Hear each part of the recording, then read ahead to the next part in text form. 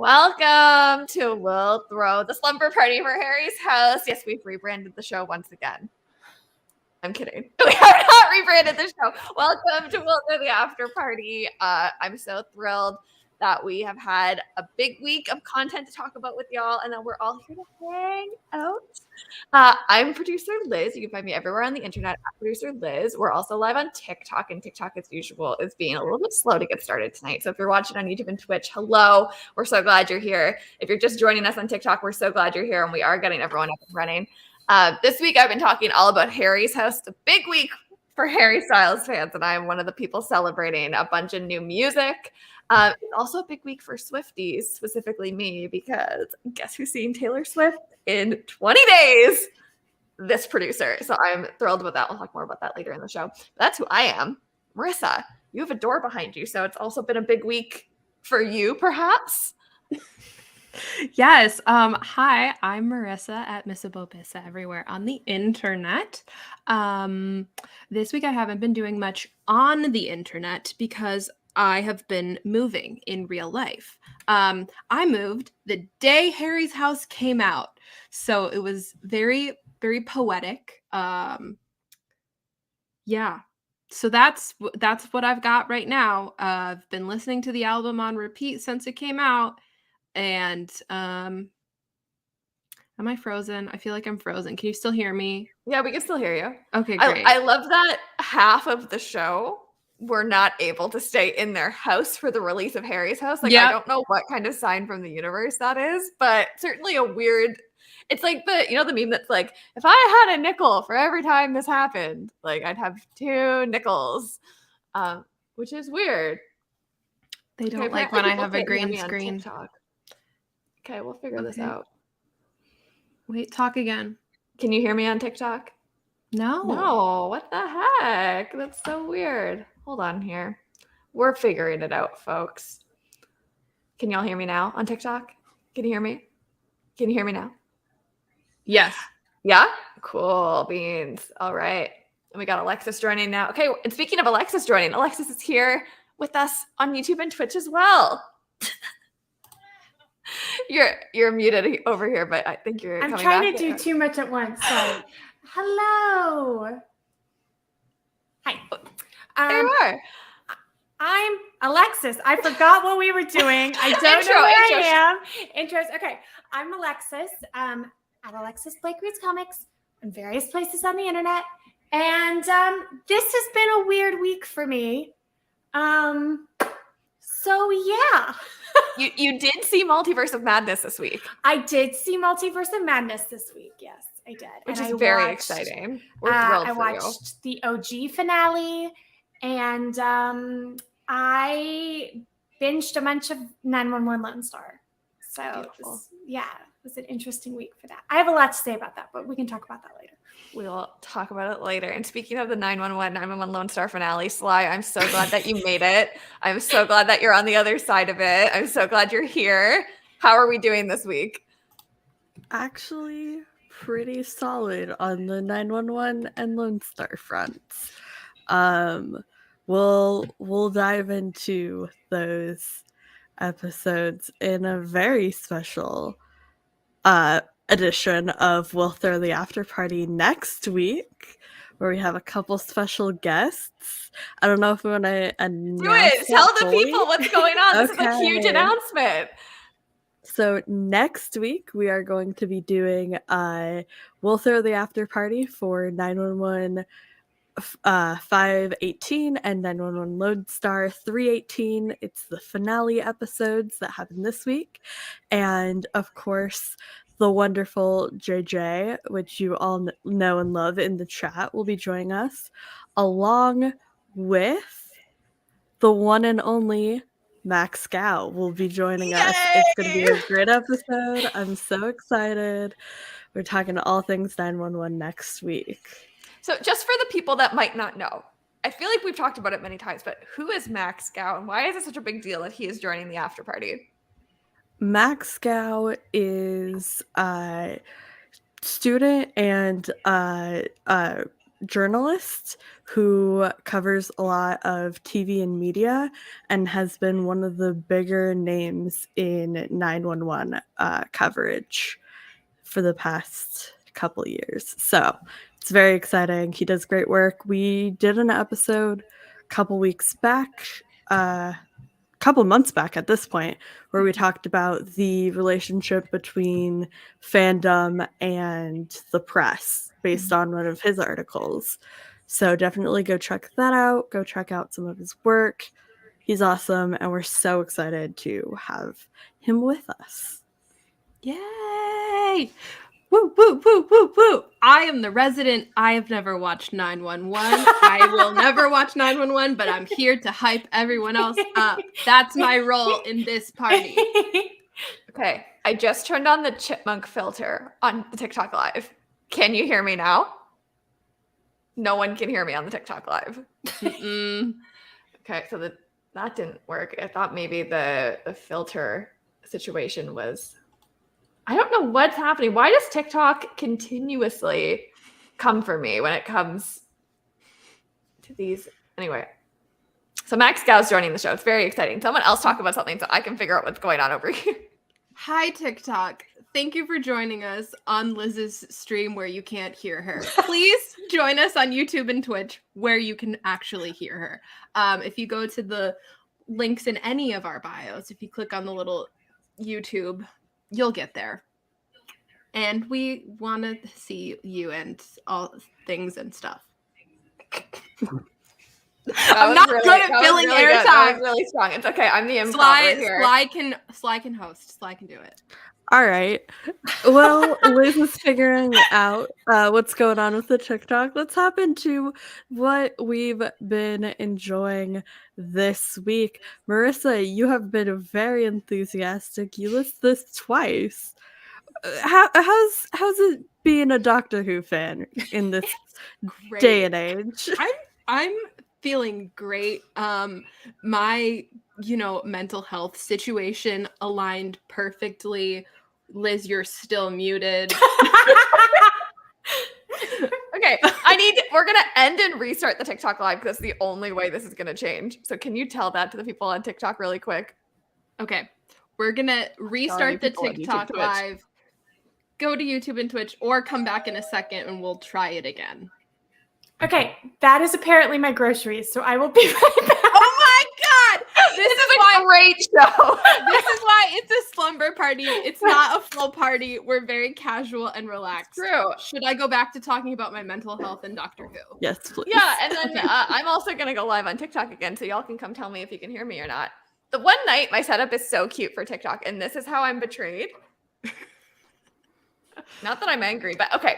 Doctor Who. Okay. Big week for Doctor Who. Big week for Doctor Who. Big week. Doctor Who is one of my comfort shows, and so the news around the 60th anniversary aligned very well with me being in a place where I needed it. And so I've been having a lot of fun watching Doctor Who. Okay, Liz is live again. I'm very excited for the 60th anniversary. I'm very excited for David Tennant to come back and Catherine Tate to come back. I'm also excited for the new cast members. We have a new Rose, who is theorized to be Donna's daughter. We have the new Doctor, Ncuti Gatwa. Just a lot is happening for Doctor Who recently. And I've been invited back to the TikTok. Okay, Liz, we can hear you. Amazing. Wow. I did nothing except stop and restart the TikTok live. So I just want it to be known. Harry's house haters. That's what I'm blaming that on. Okay, continue. Sorry. Hello. Yes, Yasmin Finney is gonna be on Doctor Who. I still haven't watched Heartstopper because I know it's gonna make me cry, and I have not been in a place where I needed to cry yet.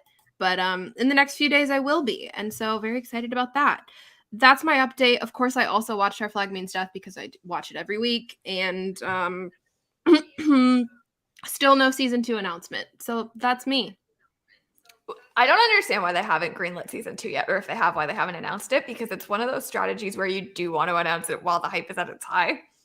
So I get more Yeah. concerned by the day. I think I they're know. waiting for, because it's been pretty consistently hyped. I think they're waiting for that one tiny dip, announce it, and then it'll shoot right back up again.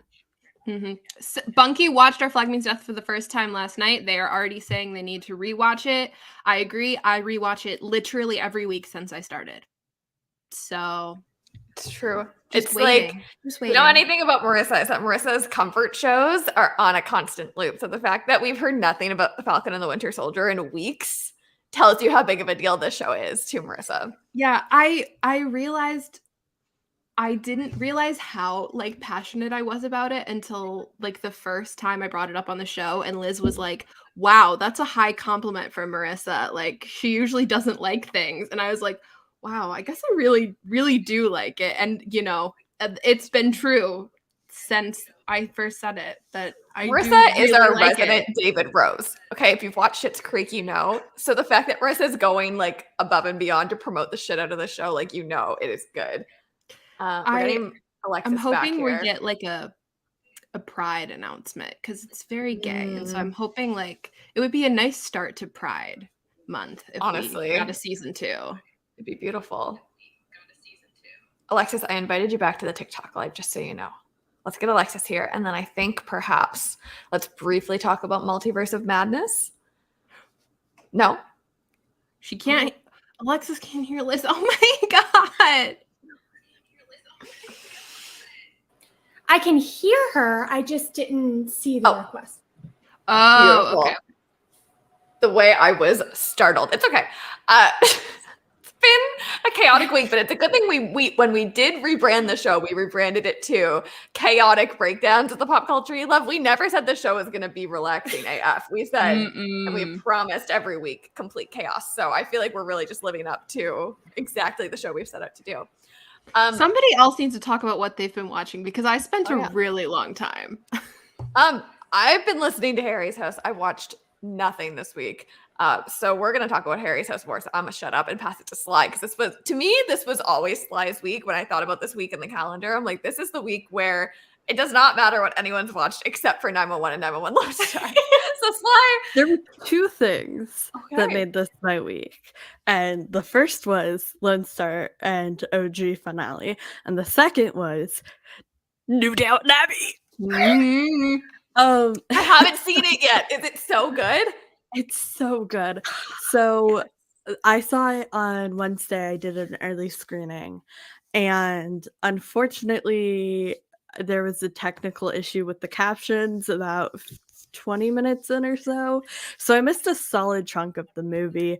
And it's still my favorite story in the entire Downton Abbey universe. Wow. And I missed a good solid chunk of it. So that's telling you how much I love this movie. I had one thing that I wanted to see from the first time I watched Downton up through all the seasons, through the last movie, through this movie, and this movie gave me that moment that I've been wanting to see for years. And it was everything I could have ever hoped and dreamed of. No, I'm gonna cry because I know the moment, and it's okay that it's spoiled for me because now I'm so excited that it happened. I God. Sobbed. And a lot of people were a little teary at the end of that movie for a completely different reason than I was.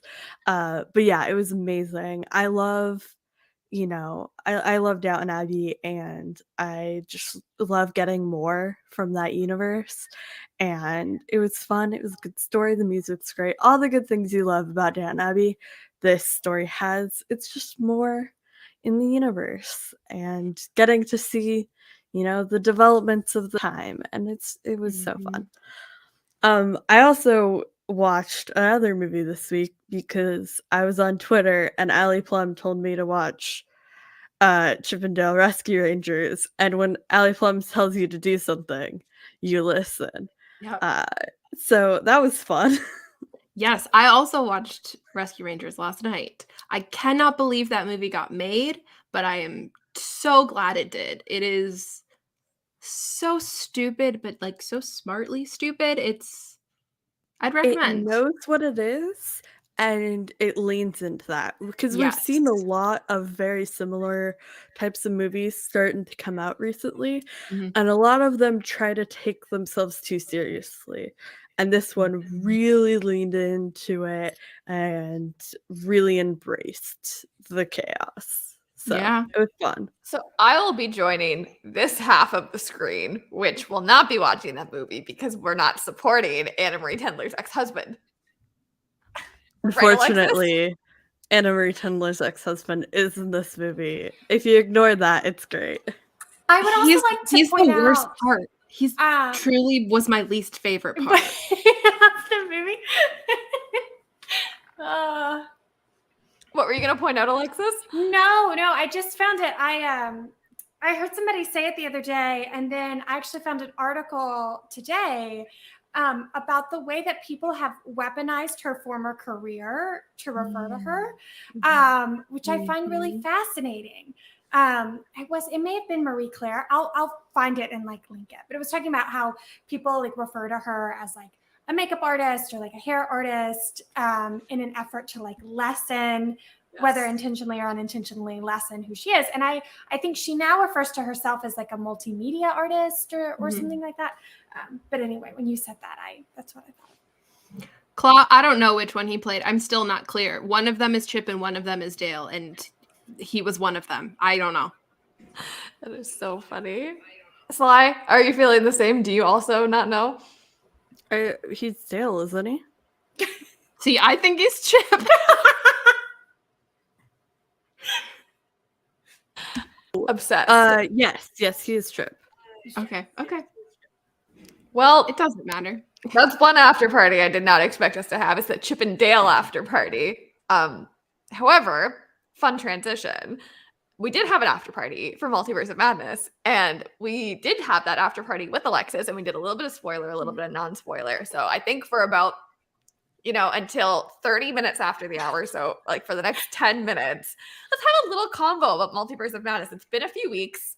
All of us on screen have now seen the movie, so I feel like we can have a little bit more discourse about it, and we've all sat with it for a little while.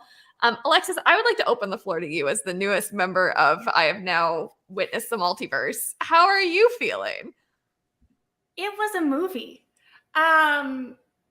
It was a movie. That's big facts. That's it absolutely was. That's how I feel about it.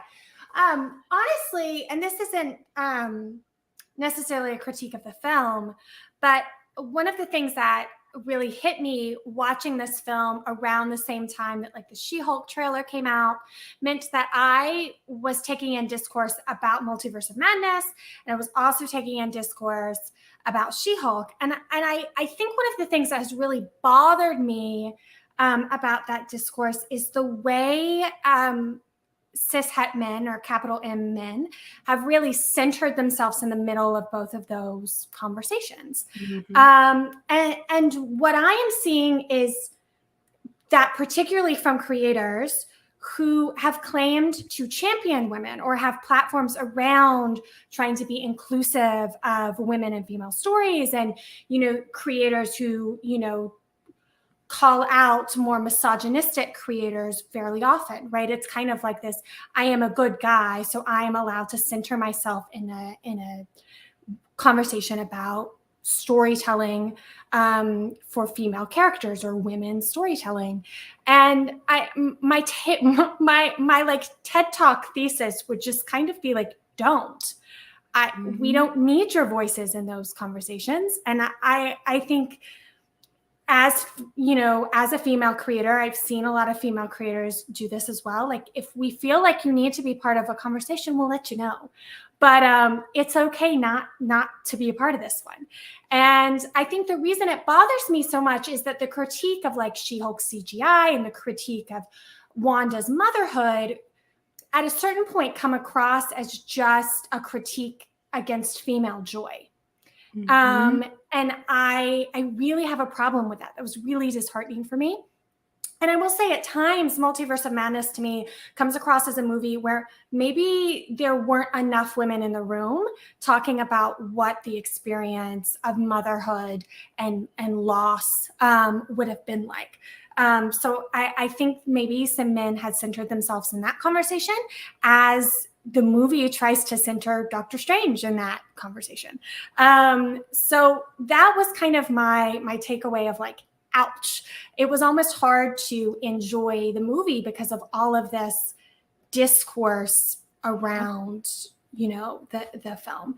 But I did think it was, it was a movie. It was a good movie. I have problems with it, but I really don't think that's the point.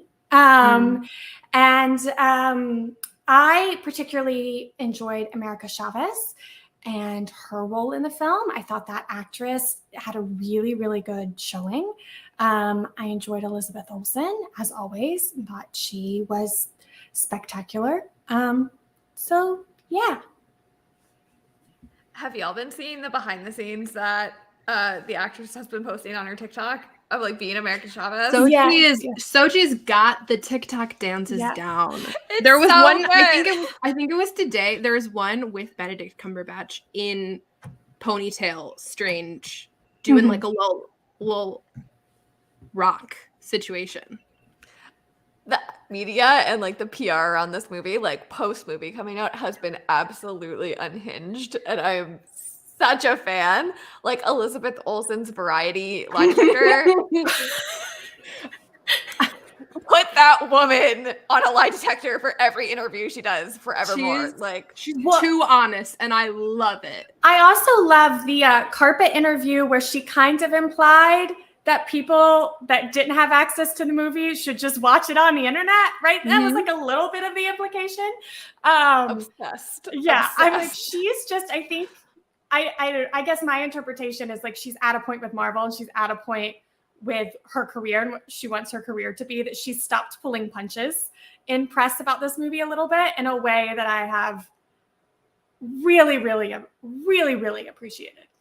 And I get this sense from her that like all of it comes from exactly what you've said, Alexis, and then also like a deeply rooted seed of anxiety that she'll never be able to shake when doing press. Like she's like, it's the way her eyes do this as she's like giving an answer until she ends her answer and her whole head's like this. And I'm like, hey, like you're good. You're good. Like help her, like move on, like ask her something else so she can like reset herself. So I feel quite badly for her in some moments. You can tell she's like really trying and not sure how to handle a moment, but it makes it so much more endearing and it works so well. Yeah. I will say that this movie had, I really liked the way this movie traveled through multiverses. Like I liked the idea of like dreams being part of this traveling. I liked the joke they walked back a little bit about like, well, food is free in most multiverses. Like I liked that kind of travel. But this was not my favorite conception of what a multiverse is. I'm a big fan of Fringe. Sorry, my fan keeps acting up. I was a big fan of Fringe. And spoilers for those of you who haven't seen it. But I think one of the things that I really liked about that show was the way that the multiverse was kind of rooted in quantum physics theory. So it was this much more like logical butterfly effect multi-universe, right? Like if you made a choice here, multi-universe Lexi, B versus Lexi made the opposite choice. C versus Lexi made the third choice, so on and so forth. And one of the things that I think is really interesting about that idea is it allows for much more social commentary because you get to see how an entire universe would have been shaped differently if a different choice had been made. So in Fringe, the difference between like blue and red first, right, is that in our universe, we chose science, like medical science over technology. So we cured smallpox, but all of our cars drive on the ground. And in the alt-verse, they chose technology over medical science. So like their cars fly, but there was no cure for smallpox. And like if we elected, Clinton, they elected Bush, right? Like so on and so forth. And so you can kind of tell more of a commentary about like society and what society looks like. And I wonder if part of the reason that, because that's really the way multiverse is kind of conceptualized in certain aspects of the DC comics as well. And I wonder a little bit if Marvel kind of walked into this more fun multiverse to escape some of that social commentary. But to me, that conception of a multiverse is much more interesting than like, one is paint. I think completely agree. Yeah. there was room for a lot more of that conversation that wasn't fleshed out. Like even in watching press from the movie, their explanations of what, like the actors' explanations of what they understand the multiverse to be is sort of different than what we are told in the movie. Like I've seen Elizabeth Olsen talking about how, you know, the variant Wanda is like different because of different choices she made, and like her constant explanation for the multiverse has kind of been that sort of butterfly effect based on how your life changes based on what choices you make. Whereas that, I feel like that was not explained to us in the movie. It wasn't like, oh, like this sort of brings it back for me to why she's in a universe with no Vision and no Pietro and no whatever, blah, blah, blah. Because people have like, I guess, sort of explained it away as like, well, there was no Ultron, so there was no Vision, so there was blah, blah, blah. But like, I don't know how clear that was really made. Like, I don't know if there was even evidence to say that within the film. So it's like, yes, cool, lots of different universes, fun. One of them is paint. I like that it was pretty, but like, why? Exactly, yeah. I also find it confusing because to me, What If was more in like the fringe direction than this. And I am also kind of confused, like that they would bring the Watcher into What If and introduce so many elements that were in the movie, like the different variants of Doctor Strange, and then like not follow through and bring the Watcher into this one or bring like references to those pieces in.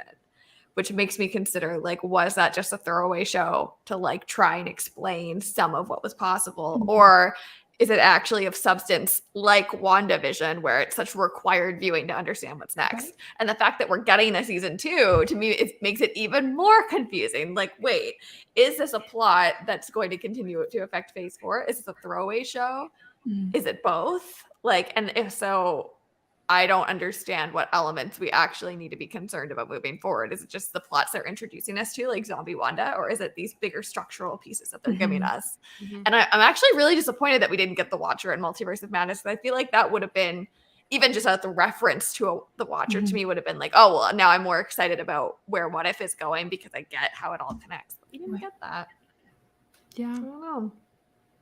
I also like wanted to see more playfulness with the multiverse than what we got. Like I wanted to see a multiverse where like everything was the same except like Doctor Strange's cloak was orange, or like something very stupid where they're looking for these like big meaning and there is no big meaning.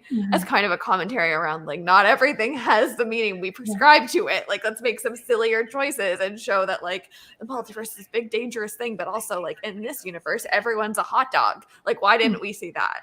In a world of what, and I've said this before on the show, in a world of infinite possibilities, or in a universe of infinite possibilities, I still feel like we're getting the most lackluster scenarios to put these characters in. So, like, why can't we have fun, Marvel? Like, what happened to the idea of fun? I'd like to see more of that. I did like, and this is kind of the last thing I'll say, that parts of the movie felt like they were filmed to me to reflect like the tone or the multiverse they were in. Like when we like the multiverse, the universe we spend kind of the most time in, right? Where you have all the like Ultron bots and the council, which I have opinions about, but we can discuss them another day. Even the filming of that to me felt very like early 2000s Sci-Fi Channel original movie. I was confused as to why, especially now, especially when with the things that are going on right now, that Christine looked alarmingly similar to a certain character from Aquaman with her dyed red hair and her full bodysuit. I thought was a little bit of a weird choice. But like the filming of that to me felt very like, we think we're a science forward universe, but only if you conceptualize this as something that was imagined 10 years ago. But then the more horror and occult scenes I felt were filmed in a very traditional, like horror and occult kind of way. So I did think that was kind of an interesting layer to the film. I was like, oh, we went from like Power Rangers filming to The Exorcist. Like this is an interesting like visual shift. No, I literally love that. And like, I love this is the exact energy. Yeah. When sci-fi switched to sci-fi, or sci-fi but not sci-fi, like that. Yeah, that moment. Yeah. Obsessed. Okay, why don't we leave the multiverse conversation there? Because I know like this is a conversation that's literally never going to end. It's like this is the world we now find ourselves in. Let's do some rants. How's that sound? I have like 7 different rant topics, and I'm still not sure what's about to come out of my mouth. I'm very much taking a sly approach to this rant segment for myself.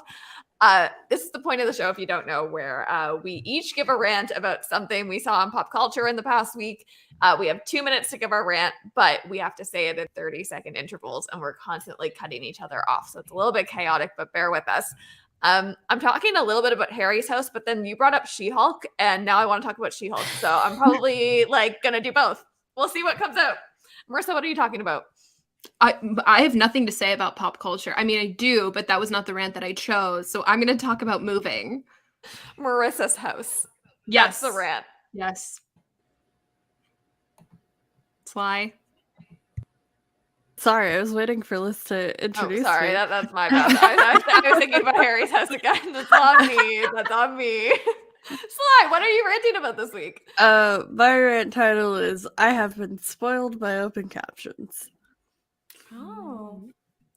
I'm intrigued. Okay. Once again, I feel like Sly's going to have a rant that I'm not going to want to have to cut off, which is going to make me feel very bad when the segment's very funny to me last week to pop in and Marissa be like, your husband is just so smart. I can't stand it. Because I was like, that is how I felt during the rant section last week. Sly's like, I have this article, I have opinions about it. And I was like, I may melt into goop in the floor, but like, fine, I'll go ahead and rant about like whatever silly topic I'm talking about. But tonight I am talking about why only orange cats get to go to space and why I'm mad about it. Is this like some Lightyear commentary? This is Lightyear plus Captain Marvel commentary. Yeah. Yes. This is so I've heard good. this complaint from Alexis before, and she's valid. I'm ready. I'm so ready to hear it again. True. If you're watching on TikTok, we do have a timer you can follow along with if you come over to YouTube and Twitch, but feel free to hang out here as well. Let's get the party started. I'm going to click the start. Everyone take a nice deep breath with me. If you're like me, clear your asthmatic lungs. It's been a bad week for my asthma with Harry's house dropping. All right. Okay, let's talk about She-Hulk first because I forgot how passionate I feel about this. I was written into this show. Did everyone see me in the trailer? There's a PR friend that's like, excuse me, we need emergency shots. And I know they found my TikTok and said, you know who would be the best friend to a lawyer? Producer Liz. Let's write her in. And one of my best friends is graduating from law school. Congratulations, Kristen. So I'm in the show. I'm offended I wasn't like cast, but I do love the inspo. Marvel, you can run me my check anytime. ProducerLizCollabs@gmail.com. Moving sucks. Why do we have to do it? It's so hard and it takes so long and you have to buy so many supplies. Why do you have to buy things to move your belongings that you already own? Why did I have to buy boxes and bubble wrap and packing paper and like foam lining things for all of my dishes?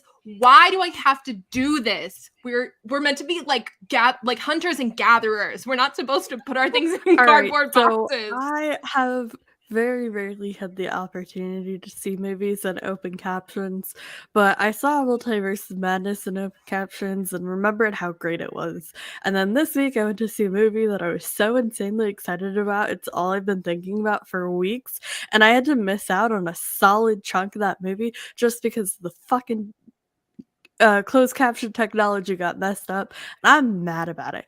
Let me say, I'm gonna get cut off. It's fine. I'll get to that later. So I was watching Multiverse of Madness, and one of the trailers before that movie was Lightyear, and I simultaneously got really excited because it features what appears to be kind of like a robot cat named Socks, who is orange with little white paws. And then I got very mad because it features an orange cat in space. And I was like, well, it's weird that this movie is featuring an orange cat in space and Captain Marvel featured an orange cat in space. So I looked it up and... Why are we so concerned about CGI? Everyone's complaining about the She-Hulk CGI. It's a trailer. It is a trailer. You can follow our friend Livy, who is a VFX coordinator Yeah. who knows everything about this field, and she explains it much better than I can. However, all I want to say is like, y'all aren't mad about the CGI when it's like Tony Stark snapping himself into oblivion. No one gets mad about the CGI when it's about a man, but the second a woman's a little bit not the right color green you want, it's the end of the world. You're not going to watch the show. Get out of Nobody here. gets mad. I'm sorry, I'm adding on to Liz's. Nobody gets mad at Professor Hulk, but they're gonna get mad at She-Hulk. Why? Anyway, I did not plan this rant at all. I'm just going in with vibes. Okay, the hard thing for me was that I didn't just move all of my belongings at once. Most of my belongings went into a storage unit, so I had to pack twice. I had to pack everything, but then I had to pack everything that was going with me, and then everything that was going into the storage unit. And that is so complicated. I don't know where any of my things are anymore. So usually when I have issues with captions, it's because the movie theater employees are severely undertrained and not educated at all and have no idea what the fuck I'm talking about, which is the problem. That was not the case this week. The manager was so nice and so helpful and just doing her best. And like sometimes things get messed up and I understand that. And she like comped me a ticket. I get it, but it's still frustrating that I had to miss out on so much of this goddamn movie that I was so excited I looked it for. up and I found that there are a lot of other space and space adjacent films that also feature orange cats, like Alien, which has an orange cat, and Men in Black, because Orion is orange, and also Spot from Next Generation is an orange cat, right? All of these orange cats are in space. And it makes me mad that in all of these space movies, there isn't any diversity among the cats. Like, not one of you could have picked a gray cat or a white cat or like literally any other that wasn't. I also hate movies. No, I'm going to add on to Marissa's rant. Moving sucks, and I completely relate to what you're going through. And it's Harry's house week, so no one should have to move during Harry's house. However, I have moved into Harry's house. I am now a resident of Harry's house. You can find me on the second floor with Daydreaming, which is a bop, and Grape Juice, which is a bop, and Love of My Life, which I've like slowly and steadily like, you know, brought into my domain. However, Little Freak stands, rise in the chat. Little Freak stands, rise. Okay, what do I want to say now? I also had to get rid of so much stuff. I had 6 bags of like 6 garbage bags worth of clothes that I took out of my closet. My closet is like half the size it was. I'm so proud of myself. I did such a good job. But I also just had like a mountain of things that I was like throwing away or donating or getting rid of, just sitting in the middle of my apartment. And that was the nature of how I exist on the internet. There's a lot of times where I feel like I have to see something immediately, like as soon as it comes out. And the fact that there were no open caption screenings of Downton Abbey broke my heart. But it brings me to my biggest point of this, which is why can't we get more day of premieres on streaming platforms? Because I really don't want to go to theaters. So not only is it an oversaturation issue, that's just mean to all of the other cats out there. And there are a lot of like, the tangent is that there are a lot of other types of cats that routinely don't get adopted, and you could feature them in your films to help that. The other part is that it just doesn't make sense to me, because I would think if you were in space, like exploring new lands, you would want camouflage to be a possibility. And I don't know how these orange fluffy cats are camouflaging like on this comment from JJ is literally taking me out. Liz using Marissa's rant in order to transition between her rants is the most Liz thing I've ever seen. So now I'm going to use your comment to transition to watch JJ on next week's show when we talk about 911. In the next 20 seconds, I'm going to tell you to come watch the encore of the Harry's House One Night Only tomorrow on Apple Music. I'll go live. We'll all watch it together. You'll see my live reaction and we'll talk more about it. And I had something really poetic to say, but I'm going to say it after the rant segment's over. Marissa. Oh no, this is a time where I don't want extra time. Moving is hard and I hate it and it sucked, and I'm not even done because I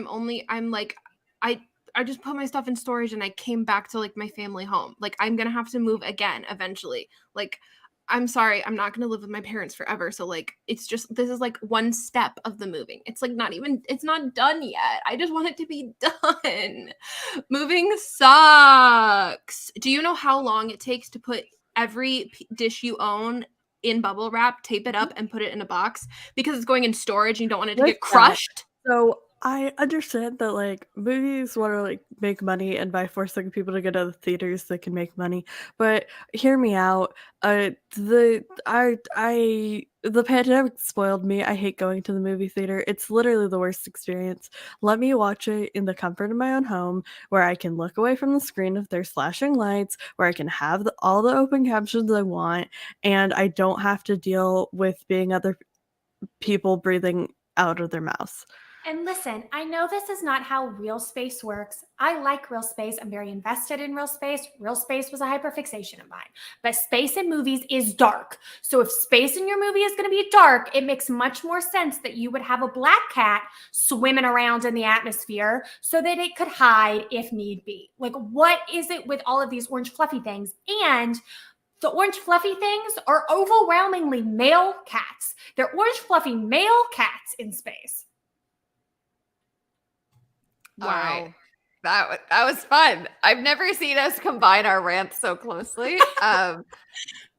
Sly, I'm very sorry that was your experience. And like, I think that we're at the end of an era of movies being exclusive to movie theaters and like people not being able to buy access from home. So hopefully that's where we're headed next.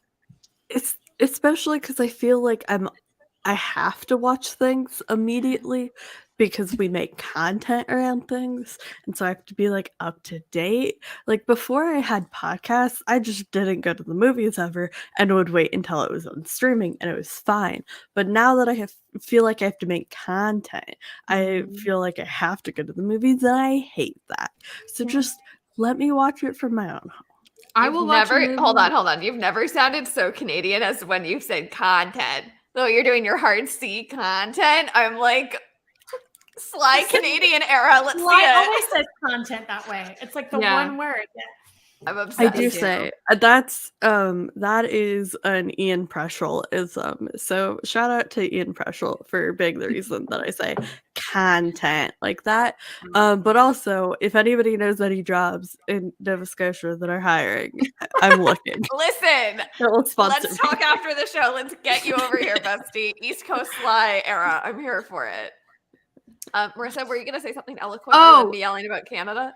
Yeah, I mean, the only movies I see in theaters are the ones I don't want to have spoiled for me. So, like, it ends up mostly being Marvel movies and, like, Star Wars. If a movie releases on streaming, I will watch it the day it releases. Like, I watched freaking Chip and Dale the day it released because it was available to me. Like, I would not go to the movie theater to watch Chip and Dale. But, like, I love a streamer. Give me all the movies. I will eat them up this close to my face. If I have to drive somewhere, I don't want to drive somewhere. Alexis, stop laughing at me. Nowhere. No. And so I have to drive like an hour each way just to get to the nearest theater so there's a theater closest to me, but it's a single screen and it only shows one movie per week. And so like I love supporting like local business, whatever, but if I need to watch something that like day of premiere, I have to drive all the way to a real town. Yeah. Why are you laughing at me, Alexis? I'm not laughing at you. I'm laughing at my captions. Because instead of Chip and Dale and streamer, I got Chip and Dale and stripper. And it took me out for a minute. That's excellent. There was a comment earlier. It's way up. I'm trying to find it now. But someone was commenting that they couldn't believe Chip and Dale was only rated PG. Is that what they were referring to? Where was it? There were some innuendos. It was definitely made for people our age. Weirdly. Chip and Dale strippers were not on my 2022 bingo card. That's all I'm going to say. I recently watched a documentary about it, and it was fascinating. About what? About Chippendales. Oh, yeah. And their role in the feminist movement. And, like, you can't get me started because I will go on for 45 minutes. But it was very fascinating. Well, our next 45-minute segment is upon us, but unfortunately, it's not about Chippendales this week. Perhaps a future episode. We are going to spend the next little bit talking about, drumroll, please, Alexis. Oh, I can't do it when you tell me to do it. That's why I didn't tell you to do it. That's why I didn't say it. I was just hoping for it. Giggle. I was gonna do it on my table, but then I realized that would be terrible audio, so I had to have. Just pretend. Just Okay. yeah. That's really good. That's really good for the highlight reel tomorrow. Harry's house is here, and we have a little game we're gonna play, and we're inviting all of you to play along. This is the Harry's House Slumber Party. If you're watching on TikTok, you know I have Harry's House pajamas accidentally on, which is very fun for me. If you can't tell by everything around me, it's been a big obnoxious week to be Liz, and I'm very pleased about it. I have thoughts on the album. Some of us have thoughts on the album. Some of us have not heard the album. And regardless of where you are tuning in this evening, we're so happy you're here. And we want to celebrate this momentous occasion with you because we don't gatekeep on this show. We are all Harry fans here. Even if you don't think you're a Harry fan, you are a Harry fan because you're associated to me. So you get like the Harry fan dust spread upon you just by being in proximity. We won't spoil the album. But I don't know if you really can spoil an album. It's fantastic. Drop an emoji. Drop something in the chat if you were on Liz's live listen. Wow, who was here for the live listen release party? night. We had so much fun. It was midnight going into Friday. There was a whole bunch of us listening for the first time together. I know JJ was there. I know our friend Mac was there. Bunky was there. I think I said Bunky already. Vic was there. Danielle was there. So many of you were there. It was so much fun. Sly was there Sly for a little was bit, there. right? Yeah, Sly was there. I was Sly there. I was there. lurking. I was hanging out. I was supporting. I only listened to the song Liz claimed for me, and that was pretty good. And you know what? It's my Definitely a favorite song on the 911 album. edit, It's So my favorite too. favorite song. So I claimed a good one for you, bestie. Honestly, if you only listen to one song this evening, folks, make it Little Freak. And then when you feel like you need a really good cry or a breakdown, go listen to Matilda. You're welcome. Also, Taylor if was you there. Care about 911 and make edits, please make me all the Little Freak edits and send them to me. I'm waiting. I'm stalking. I give them to me. I need all of them. Let's make a promise right now, folks. Okay. I personally, because I don't want to put this on Marissa, who handles most of our Instagram, but if you make a Matilda edit to Eddie or Buck or, Wolfstar or Bucky Barnes, and perhaps you send it to us on Instagram, we'll repost them onto our Instagram story and flood everyone's Instagram with some horrible, sad Matilda edits. You're welcome. See, this is the thing. I don't know that I can get behind it because to me, Matilda is about found family. It's not about relationships, not about romantic relationships. So like, yes, I will support. But I would prefer found family tropes to Matilda. I feel like there are other songs on the album that are more appropriate for ships. But that's just me. I will support. I will if they are sent to me. Listen, Little Freak Matilda edits. Just any edits. Send them to us. No, any edits. To be clear, any edits I'm prepared to receive. Especially if they're for Sly. And if you tell us they're for Sly, we will make sure that we share them appropriately. It's a big week for people that like sad music that relate to the tropes that they love in terms of Harry's House giving us everything. So I'm going to pull up this wheel. We're going to play this little game. We're going to talk about the album. We're going to answer some fun questions. If you haven't listened to the album, don't worry. It's much like the show we did last week where the questions are just fun and for all of us to answer. So make sure you're playing along in the chat. If you're on TikTok, make sure you're playing along in the chat. And let's spin and see what our first question is. Last week, I didn't turn off the music. And when I was trying to do this transition, I had full blast Pirates of the Caribbean music in my ears. And it was like the most horrifying thing. Okay. Oh, we got applause. We got daydreaming. And it didn't give us a little pop-up, but that's fine. Why didn't it do that? Okay. Sure. Daydreaming. What was our question for daydreaming? Bucket list for 2022 and/or the show this year. What's on our bucket list? On our bucket list. I feel like we're crossing off a really big one next week. Mm-hmm. That was Sly's dream, was to get to interview Max Gow. I think we actually said that in one of our production meetings a few months ago about what we wanted to do with the show next. I'm pretty sure like having Max Gow on was on the original list, wasn't it? Yeah, it was on my list. That was definitely my number one was, being able to interview somebody that we like look up to. And for me, that was Max Cow for sure.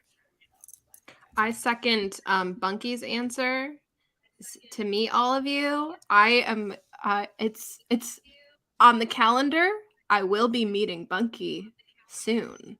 So I'm also meeting that's not Bunky any of the actual soon. We'll Throw the After Party hosts, but I'm also meeting Bunky soon. I'm gonna. Oh God, what have I done? Hold on here. What Hold on happened? here. It looks totally normal. Everything is fine. Something's happened with our wheel. One What? moment, please. Oh, okay. One moment, please. Well, I know Sly has already met our friends. You met Danielle and Hannah, right? Yeah. Yes. I got to meet and hang out with both of them at the same time. That was very Gathering fun. friends like Infinity Stones, but none of the Truly. actual co-hosts. I will say, I will expose you all. I was very upset when I found out that Hannah and I live in the same state and none of y'all informed me of that fact. I didn't. Alexis didn't know. So salty. I can't believe you all betrayed me like this. I thought Note app you apology still lived coming in a after the different show. state. I'm so sorry. Note app apology on the way, Sly. Do you have a bucket list item, Alexis? No. Yours are all like really sweet and heartfelt. And mine was like finish my house finally. Like I just like it's Harry's house. That's a perfect answer, Alexis. Yes, absolutely. I have a lot of home projects in the works over the next like couple weeks. So anyway. One of my original ideas for this show is like I wanted everyone to show off like their favorite thing in their house, but then Marissa decided to move, my house decided to flood, and I knew Alexis was going to have many cool items from estate sales that would show all of us up, so I was like tossing that idea out the window.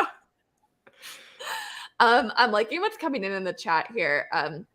Claw's bucket list item is trying to cope with most of my comfort shows ending. I feel like it's a big mood. Oof. We are here for you. What shows are ending? Let us know. One of my big bucket list items is coming true. Actually, two of them are. Yes. Seeing Taylor Swift in 20 days. And I'm so excited about it. Listen, I'm going to New York for a work trip first and foremost. And I was like, you know what? I'm going to add on a few days to this trip just for me and take a little breather. And then a bunch of the in real life besties decided to like join me for a little weekend of personal days. So I was like, oh, this is so much fun. And then Bunky was like, listen, I can get to New York. So why don't I come down? And I was like, perfect. Now I'm going to meet Bunky. It's going to be great. And then I got Taylor Swift tickets in the 4th row, bestie. So talk about like dream coming true. I'm going to be like this close, not really this close, but I'm going to be quite in proximity to Taylor Swift after years of seeing her from the nosebleeds. So very excited about it. If you can't tell, it's me trying to like keep my cool while I talk about this because I have a panic attack every time I think of it. The other thing that's happening, which I found out yesterday, is I got tickets to see Stephen Colbert, who I love. He's one of my big inspos. I'm thinking about late night TV. So I'm very excited to go to his taping and see how his show works. And, you know, his band lead is Mr. like Grammy sweeper of the year. I'm forgetting his name right now, which is horrible because I'm still thinking about Taylor Swift and like trying to push that panic attack a few hours. Thank you, John Batiste. So it's going to be a very fun week. So expect lots of vlogs, expect lots of nonsense from me in a few weeks when I'm there. I guess that's it. I don't know what else is happening in my life right now that I can even be excited about because everything else is a mess, but I got tickets to Taylor Swift. So if anything, I have that and all of you. So it's great. Shall we spin the wheel again? Did we all go? Okay. I like tuned out for a hot second there while I was trying to get this wheel to work because it started removing all of the things I had on it. So it's fine. It was fine. Well, then I get a repeat here. Okay. As it was. Marissa, what's our as it was question? Ooh, what moment from a previous Marvel phase do you want to see recreated in phase 4? Spoilers for Multiverse of Madness. The example here, which none of us appreciated, was the Captain Carter I Can Do This All Day throwback reference. Get a thumbs down in the chat for that one. There's so many better references, I think, that I would like to see brought back. I'm personally going to lose my marbles if we don't get Jotunheim Loki again. Like, so good. I would like to see it. That's mine. Marissa, do you have one? Not really. I mean, I kind of have Love and Thunder on the brain, so obviously I want a Thor and Loki reunion eventually. It could happen. It could happen. I don't know if it's gonna happen, but yeah, I don't know. I like that we're moving forward. I don't know that I want to recreate the past, really. Okay, you say that, and then this comment comes in. Yelena saying, "Did I step on your moment? I would pay many dollars. I have $3. I would give all 3 to Kevin Feige if that happens." Alexis, do you have one? Mine is also, I have 2, and they're both Natasha-esque references. But I would really love to see Yelena make a comment to Sam, asking whether or not he's going to become a fossil, if he's going to work on that, because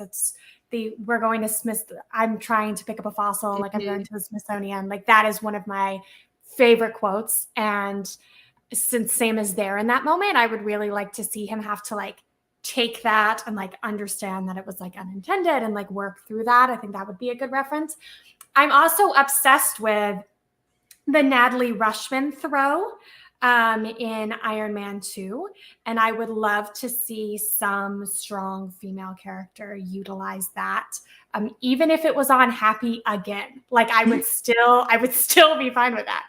Yes, Marissa. I have a new answer that inspired something in me. Okay. It's not a recreation, but I would like a recurrence. I would like the can you move your seat up to just continue in every Bucky and Sam appearance for the future. JJ also has a really great one in the chat. Where is it? This one? Yes, yeah. Yeah. The chat is lit tonight. I'm obsessed with everything. Give Yelena all the sass. Sly, do you have one? I have a couple. I want to call back to the "Not Without You" moment from First Avenger, because that's one of my favorite moments. And then the other one would be the "You should be kinder to your neighbors" moment from Captain Marvel, because that was one of my favorites. So I think those are my 2 moments that I want to see come back. But yeah, there's a lot of great like moments that could be referenced in future projects. But I think those are my 2 wish list items. I love those. Those are so good. So good. I also love, like, those are both, to me watching, those were both big moments, but like there are lines, like I could do this all day, that I'm like, okay, I'm done with that. Like, give me the tiny pieces of the puzzle that like I may not have picked up on, you know? Well, I think I would have been okay with "I can do this all day" really from anyone else. Yeah. Like, I'm going to be honest. Anybody else could have said that, and it would have been like a really meaningful, moving, like heartfelt moment to me. But listen, she didn't earn it. Yeah. She didn't earn it. And I also think there's something about it being said by someone that we have seen know him, right? Mm-hmm. Like in our universe, it being said from like someone who has been beside him, kind of reiterating that that's something like, you know, he would say commonly or whatever. So sorry, I went off on a tangent there. No, that's perfect. That's perfect. I just want to quickly go through the chat here because we have like a ton of really good ones coming in. Bucky wants Pietro to come back. Mood. Claw, not keeping up with the MCU. Haven't even started Moon Knight. Bestie, watch Moon Knight and then rewatch all of our after parties. We got you. It's watch episode 1 and then watch our after party. And then watch episode 2 and then watch our after party. It's like you get double the series. We made the series longer. You're welcome. Taylor saying, I want another variation of "he's a friend from work," either from Thor or directed to Thor. That would be really interesting.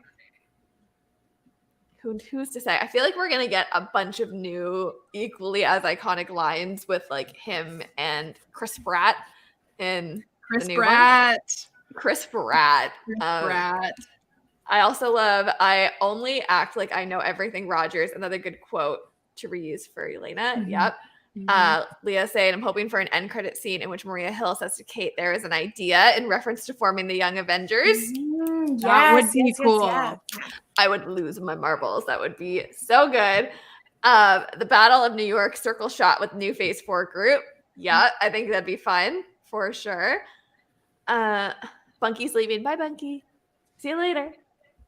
More mac and cheese. Absolutely. There's like a lot of really good ones here. So we shall see. I feel like we need to all make like maybe we can make a bingo card template where people can like write out their predictions of references that will come back for Thor, and we can like make it a little game because I certainly have a bunch of unhinged ideas of what they could draw parallels to. I'm so excited. I'm so They mostly have to do with excited. Natalie Portman. So there's a comment here on the TikTok live. How can I fund a crossover in-person episode in relation to the four of us finally getting together and being together in person? I have news on this front. It's related to Harry's house. I am attempting, this is a bold statement if you know anything about how hard it is to get Harry Styles tickets. I'm attempting to get Chicago tickets for Love on Tour because I can't make any of the other dates. I can either make it to Halloween in LA, which is going to be a stretch because it's the hardest show to get tickets to, or I can go to Chicago. So if Chicago tickets happen, the wives will be reunited. Yes! I've also said, even if I don't get a ticket to Harryween, if Liz gets a ticket to Harryween, I'm going to LA. Done. Beautiful. Alexis and Sly? I mean, hopefully I can end up in your province. So Yeah, we're going to make move that Sly to Canada. happen. So that's Yeah. perfect. Then we can do the show I together have some from the studio. feelings about that we'll be discussing later, but that's neither here nor there. No, I've been trying to get you to move to Canada since we met, Alexis. That was like, I feel like one of our true. first main conversation points of how do we get you to Canada? Let me For get no through reason. through the 2 years of this next degree phase, and then I Done. will come join Come you. do your PhD in Canada. Yeah, I will Done. do the rest of my PhD in Canada. Done. Beautiful. Okay, so crossover episode. We're all manifesting it together. It's going to happen someday. So let's start by getting Liz to the States in some capacity or moving Sly here, both. And with that, let's see what we get next on the wheel. We have some really unhinged questions. We need to shout out Skincare Anna on TikTok, who's my friend who helped me write some of these last night. Okay, little freak stands rise in the chat. This is a good one. Marissa, what's our question? What hot take is living in your head rent-free these days? All right, folks. I'm gonna let that sit for a second.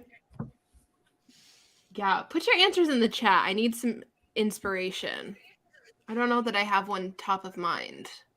I I have feel many. all of my thoughts are hot takes. Okay. Would you like to share one? I think the biggest one that people tend to vehemently disagree with me on is that Sebastian Stan in the first Avenger and Thomas Barrow in his World War I uniform look very similar. No. That is not the hot No. take I thought you were going to go with. No. See, that's where I thought it was going because I was like, they just saw Downton Abbey. It's going to be something. No. Yeah. No. There's a Fantastic There's Four the hot vibe. take that Sly has that has shown up on a couple shows. And I thought that's where we were going. Oh, I hardcore ship Victor Von Doom and Reed Richards. They're my favorite. And I stand by the fact that Victor Von Doom is a bottom. Please go to the Point in Progress TikTok account and watch the edit of this conversation from MC University. It is the funniest video I've ever seen. Mario When was I tell you, so I have upset by I it. have listened to it multiple times. In fact, so I was rewatching Dosed last week. Dosed was my 911 episode that I watched on loop. And there is a scene that involves handcuffs that I analyzed. And all that was going through my head in that moment was the MC University conversation. It was like overlaid on my analysis of people in handcuffs. I do think that watching MC University makes you a better viewer of any content. Like it really does. There's like a direct line between like big brain and small brain thoughts and the role that MC University plays in that. So it's a great, great show. It has also been enlightening to my coworkers who were forced to listen to me listen to it. Which has been great. There've been I don't think I would recommend listening to MC University at work. We have a lot of conversations. But I listen while I work from home.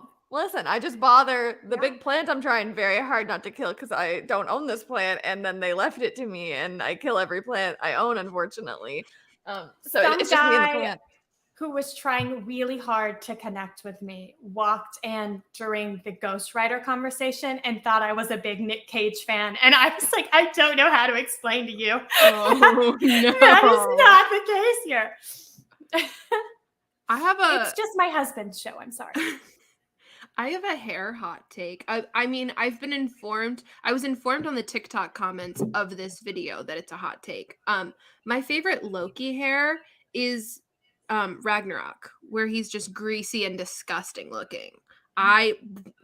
Both Thor and Loki's hair in Ragnarok is my favorite. And I was informed in the TikTok comments of my Loki hair in the MCU video that is not a popular opinion. And people did not enjoy that look, and I disagree. I think I'm on your team for that one, actually. Thank you. You're welcome. I like it. There's some hot takes coming in the chat here. They do not have to be Marvel hot takes, so keep them coming. Bring your Broadway hot takes, whatever you'd like. There's one here about Karlie Kloss and Taylor Swift in a relationship. You are far down the conspiracy rabbit hole with that one because there is a whole side of the internet dedicated to that. And you know what? I respect everyone that does the hard detective work on it. I actually spoke about that on the podcast episode I did with Demois. So if you want to hear my thoughts on it, there's a whole conversation about it. JJ, the relationship between queer ships, fandom, and representation is more nuanced with hundreds of years of history that just thinking it's the word I'm not going to say aloud so that the stream does not get blocked, without doing the work is just dumb and misogynistic. JJ made a whole video essay about this on TikTok. Please go watch it. It is really good. So smart. Our friends are so smart, guys. Did you know love this? This community. This community is so smart. Yeah, upsettingly. I'm like, I need to turn my brain on more. This is a big brain community. Yeah. This is a big brain community, y'all. Every single one of you has these big thoughts. When we were doing the Harry's House Live, I was out here head empty, and y'all were in the chat like, boo, boo, boo, boo. It was incredible. I was like, there was high scale analysis in TikTok comments. I was like, it's true. How are you doing this as you're listening to it? Mm-hmm. Leah's with us about the Loki hair. Love. Claw. As much as I love Hadestown, the prom should have won Best Musical.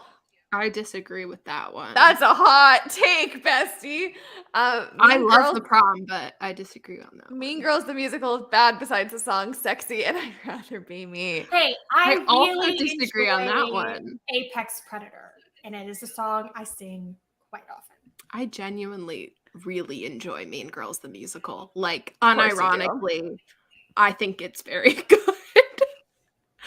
It's what it is. It's commercial musical theater, and I think it does commercial musical theater well. It does its job. Yes. Of all of that was the commercial season, right? That had all of the commercial shows, and of all of them, it was definitely the best in that type. I mean, I'd much rather see, original stories do well, and get the recognition they deserve. But Mean Girls was a masterclass in, taking an existing property and making it a musical.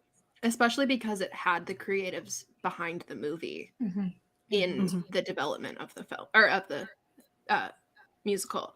I will say it doesn't hold a candle to Legally Blonde. Legally Blonde is the best movie to musical adaptation, and that's not a question. It just is modern movie to musical.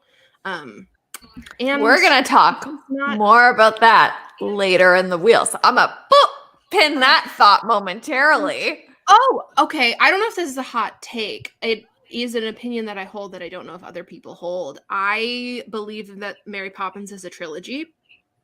And you have to watch it Mary Poppins, Saving Mr. Banks, Mary Poppins Returns, in that order.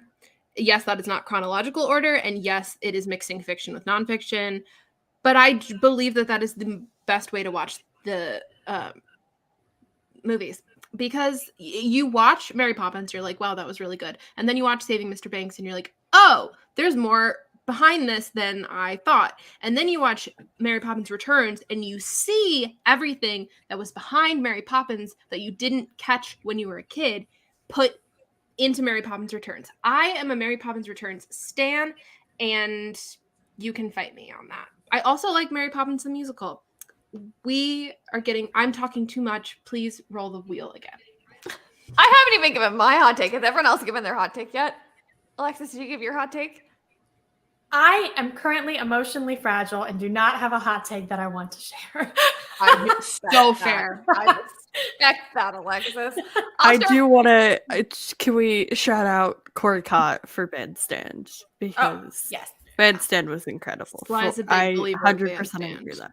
I love Bandstand. Here, like, the choreographer is one of my favorite choreographers in current Broadway, and so I was really excited when it came out. Music's great, the story's great.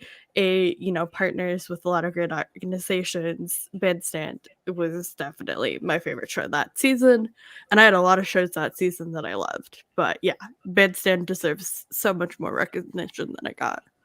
So true. So true. My hot take is not about Broadway, so I'm gonna pull up a comment, and everyone has to answer this in 5 words or less, okay? Should the Tonys still be the metric for the best show of the season? No, because I don't have tickets. That's 6 words. That's my answer to that. No, and I'm mad about it. Marissa? Yes, only because Broadway League. That's not a full sentence, but the Tonys are... No, you had 5 words. The Tonys are specifically about the Broadway League and shows within the Broadway League. It is not a conversation about every piece of theater produced in New York or in the United States. Just because it's broadcast on TV, it feels like now I'm getting Grammy mad at you. You said your 5 words. And it's not. It's just about... It's very... She's done. Sly, what are your 5 words? Dare you! I've been kicked off the stream.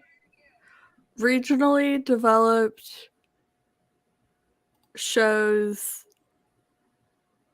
deserve support. So that's a neutral answer. Yes. Alexis? I also agree. don't know enough to comment. Again, with the perfect take from Alexis. Okay, my hot take before we move on is about Harry's house. So I'm going to say it very quickly, then we can spin the wheel again, because we're going to come back to musicals later in the wheel. And then Marissa can yell at me more about the Broadway League. My hot take is that everyone on Harry Twitter and TikTok loves Satellite. I'm not with y'all. And I just had a conversation with Eric a few hours ago. And if you look at Eric's favorite songs and my favorite songs, they're completely reversed from each other. The only thing we agree on is grape juice. So I'm really sorry. I'm not a fake fan. It's going to grow on me. I'll get there. But it's like, if you're not in the Harry fandom, you need to know that's like a very hot opinion. It's like saying you don't like Bucky Barnes. Like, it's like people would yell at you to the end of the line about not liking Bucky Barnes. I'm sorry, I don't like Satellite right now, and I'm trying so hard, and I'm not getting there. So it's my hot take. I know, but I'm a little freak still. Let's all remember that I love Little Freak, and I'm okay. Let's spin the wheel and get out of this. We'll see what is. What if we land on Satellite? That would be poetic. Could you imagine? I would lose my mind. Like the wheel also shading me. Oh my god! I have a hot take about late night talking. I can't believe I didn't remember this. Can I say a hot take about late night talking? Say it now. Late night talking would be a perfect song if there was a Lizzo verse. It is begging for a Lizzo feature. How could you do this to me? How could you do this to me? Thank you. Divorce is what you get for putting that in my head. I'm making also, your life so much better. It's true. It's true. I really do want it. And now we can advocate for it together. Yeah. I would love that. Special release. Okay, late night talking. Alexis What's our is question? disgusted by us. Okay. Oh, who should be the replacement for the Late Late Show with James Corden? Mm-hmm. Producer Elizabeth Radio. My favorite Ready. thing is Liz is super laggy on my end, so she was like freeze framing for each of those moments. I'm sorry.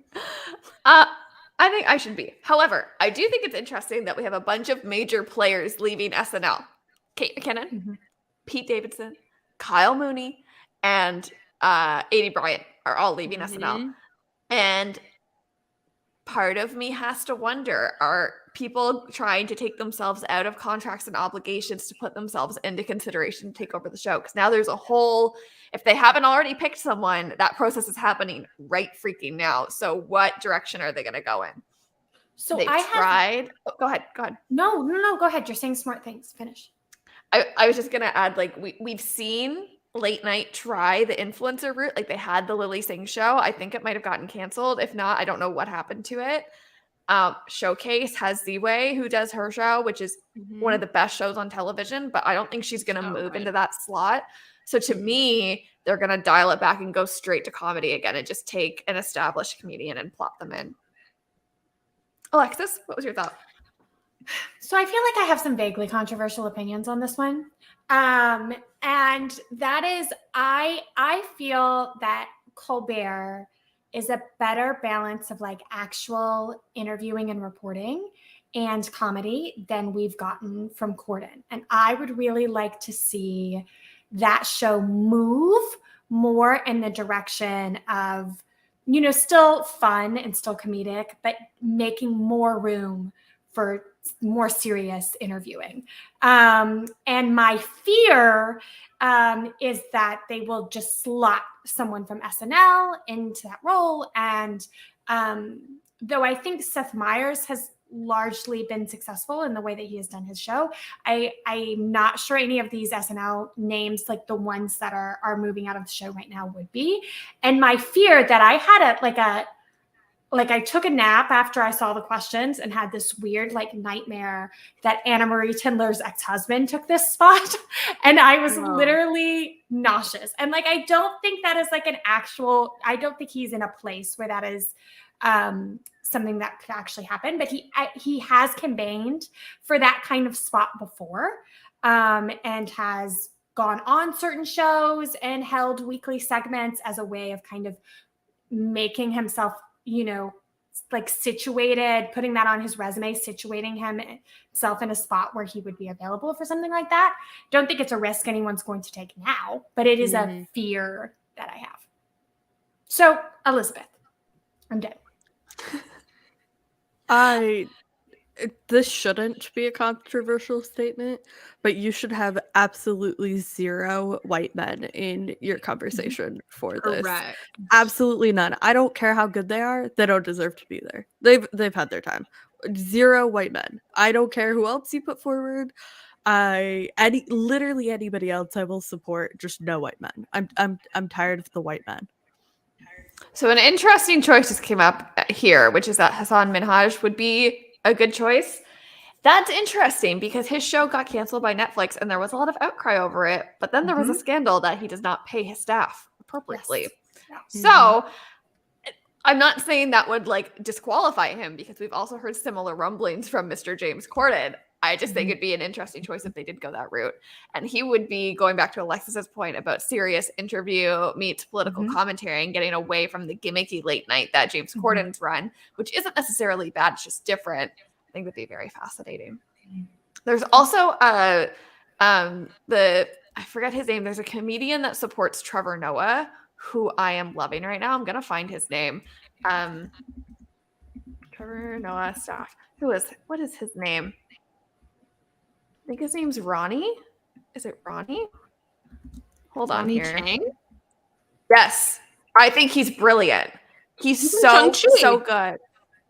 Was he? Oh yeah, he was. Yeah. He was the guy in the fight ring or whatever, Yeah. right? Yeah. He's The brilliant. hair. He's the guy with the hair. Yeah. I think that he's very underrated. I would love to see someone like him who's like a little bit unknown, but like to the general public, but established, come up and take the Yeah, spot he as would be opposed to like great. grabbing a big name. Yeah. Yeah. Yeah. My brain threw in Simo because he just did the Junos and he did SNL great, but like he doesn't need to do a daily show. I agree with the comments that Ariana DeBose would also be great. She was excellent on SNL. Very excited for her to host the Tonys, but she just won an Academy Award. People, let's let her work for a while, okay? T. You know who should be on the next big late night TV host who I think has got the skills, the talent, the whole package? You? Ben Platt.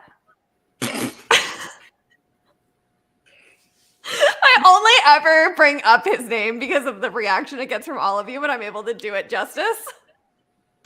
I'm a little nauseous. I feel like it's the Ben Platt mention has turned into like Liz's Rickroll. Yeah. On the podcast. And I really hope that there's new people tuning in right now that just come and see the whole chat saying no. Okay, let's spin the wheel. Can we end this conversation and spin the wheel to get me on a new track and not doing a Ben Platt role for y'all? I don't know. You're the one in charge of it, so well, we're spinning. We're getting a new question. Yes, we're all campaigning for Liz now to be the next. Well, I am the biggest name in late night right now. You're all here, aren't we? The four of us are all here. So obviously, we already did Daydreaming, my favorite freaking song we already did this question. We already did. So good. We had to say it twice. Did y'all enjoy that? Oh, one of my other favorite songs. Yes.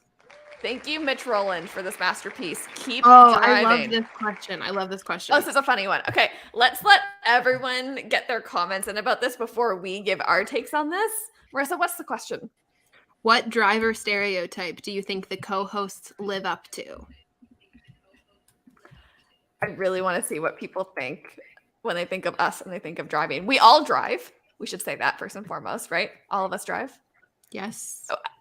Alexis, you keep driving. You have your license. We've talked about this. I don't particularly like driving. But we can drive. We all have our license. Yeah. I don't like it, but I can do it. I do it every day. Yeah. All right. What stereotypes about driving do you think each of us lives up to? I had some hot takes that I was told were incorrect, specifically from Marissa. I was about to say, you got me right on. What I said. That's not what I said. I said you were 100% correct. Yes. I thought it was like startlingly accurate. Mm-hmm. Oh, I did not realize that. Sly, was I right about yours too? Yes, very much so. Yeah, you kind of nailed this one. I'm so pleased. Okay, so maybe I'll go last and I'll let everyone else share their takes first. Claw is Marissa would yell at someone for stopping in the middle of the road. Marissa, true or false? Yeah, probably true. I wouldn't like roll down my window and yell at them directly. But I've been known to have an outburst. I feel like we need Melody to chime in on this one. Yeah. JJ saying Alexis always stops to grab a drink, sweet tea specifically, for any drive longer than 20 minutes. There it is. That's definitely true. Alexis, true or false? Oh, totally true.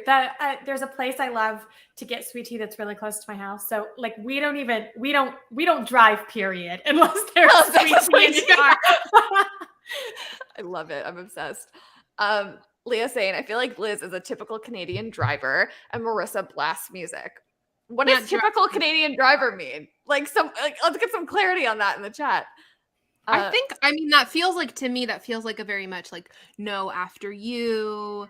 Like, you know, it's a four-way stop and nobody's going because they're all being too polite. Like you always wave at people, like let them go through, you know, everyone else has the right of way before you. That's also a very like Midwest approach to driving. We're very polite. I'm gonna have to say So that's when false. people are not polite, we yell. I am have- also very passive aggressively polite. Mm-hmm. That is more the standard here. Class A Marissa would also belt and sob to Broadway. True? False? Yeah. I don't really cry while I was I gonna drive, say but I do Marissa's not sing. a cry in my car kind of girly. No. Marissa's not a cry kind of girly. We've been begging Marissa to have a good cry for a long time now. Let me just call you out real told quick. Alexis yesterday, I think I'm gonna cry today, and she said, "Hey, that's progress." That's progress. I got so excited. I was like, oh my God. All of And these then are there's, so like- accurate. I like how everybody knows I cannot drive in a silent car. Like whatever it is I'm listening to, it's something. Marissa, do you listen to a podcast and talk back to it? Because we know Alexis does that, right? Alexis is the do. podcast person here. I do talk back to podcasts. I talk back to everything. Like I talk back to podcasts, YouTube videos, audiobooks. I'll talk back to the voice memos Liz sends me. I was supposed to say, Marissa used to talk back to my voice memos quite a bit. Yeah. I have to debunk the theory that Liz is like a nice, polite Canadian driver. My number one driving philosophy is that it is the one time in life where I'm not physically inferior to those around me because we're all in metal trash cans whipping around the world together. So I'm a little bit fast and furious on the road. I'm a little accidentally cut you off. I'm a little like throw up a middle finger if you cut me off. I'm gonna yell at you with my windows up. I drove around before the new album came out with Golden on full blast very late at night. It's the most aggressive version of Liz you will ever see. And that's saying something. Let me share the takes that I put in the chat or in the show doc when we made up this question, which we have now confirmed to be 100% correct. Okay. So I have to say Anna helped me with this because Anna's unfortunately been in my car many times. My number one stereotype is that Liz's car looks like a trash can. And very specifically, if you do not find an old French fry on the floor of my car, like something's wrong with me. Like something is very wrong if you don't find old French fries in my car. Yeah, that's yeah. I said Marissa's got cute bumper stickers and empty Starbucks cups. Yep. True. Yep. I said Sly yells at other drivers. Yes. I am known to give it's always the same thing, and it's always only when I'm in the area I grew up, and I will literally every summer, every time I drive, I just go, damn tourists. Every time. Sly, I'm obsessed. Yes, absolutely. I will say, for the record, Sly in the middle of nowhere and Sly in the city are very different drivers. Because Yep. I grew up driving in the middle of nowhere. I also have really bad anxiety, which, on brand for us. But so I grew up driving in the middle of nowhere. I can drive any weather. I can drive, curvy roads, hills, etc., everything, no problem. You surround me by other people, and I am terrified for my life because other people are idiots who don't know how to handle their car. Yes, and correct. that stresses me out because I know that they are not as capable as I am, and I don't want them to be the reason I'm injured. That's a good take. I feel like I need to clarify some things. So the comments are coming in about these French fries. So let's really get specific here. JJ asks, do you do your makeup while driving? No, I do not believe in distracted driving. My phone is down. I have my car hooked up to my phone. I will voice message my texts and pick up my calls hands-free. You will never catch me filming a TikTok while driving. You will never catch me doing my makeup while the car is in motion unless I'm not the driver. No. Actually, I have a picture that I need to send you, JJ, because there was the night after the flood when you're doing your 911 live and I was having a breakdown. So I was listening to Thirsty Thursday while I was going in my car somewhere. I had Thirsty Thursday playing through my car and my car was now playing. And then the biggest letters I've ever seen in my life, JJ. And I was like, that is fantastic. So I took a photo of it when I parked. I'll send it to you. Okay, questions about the fries. Liz, what, boxes or actual fries? Listen, this is what happens. A single loose fry. much like Alexis, I do not go anywhere without nice coffee. Okay, like it's the first stop. I don't care if it's the furthest way out of my way. I get nice coffee and then I do what I need to do. But I love me a McDonald's iced coffee. And sometimes, aka every time you go to McDonald's, like they're pumping the smell of French fries into the atmosphere. So I can't go and not get a little French fry to snack on. And it's also one of the only things I can eat as someone that can't like eat out because I can't eat gluten. So most of the places I go to, I usually get like French fries or a poutine, which is very Canadian of me, but it's because it's the only thing I can order, which means there's always just like a rogue French fry that has found its way to the bottom of my car. Oops. Yeah. That checks out completely for who I know Liz to be.